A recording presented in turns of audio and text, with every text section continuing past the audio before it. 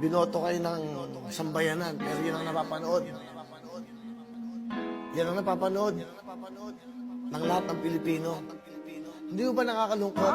May isa kang senador, nakikipag-away ka, isa kang presidente, may kaaway ka. Di ba?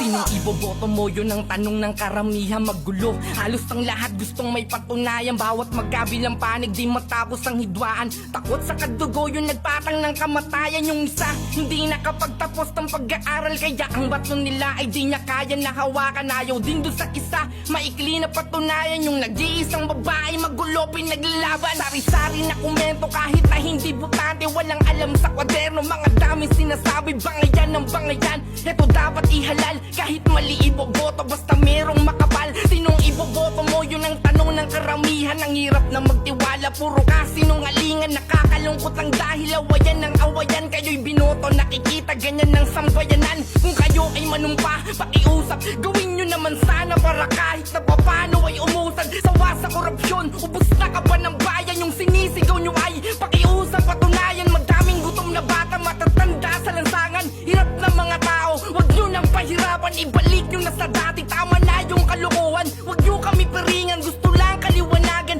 Mabuhay mapayapa, ramdamang kaginawaan ng serbisyo ay itama. Kayo po ay manindigan. Kaya mga kababayan, alam nyo na matagal kung sino ang pipiliin at di dapat ihalal.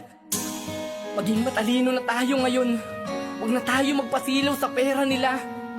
Alam nyo na matagal kung sino ang pipiliin at di dapat ihalal.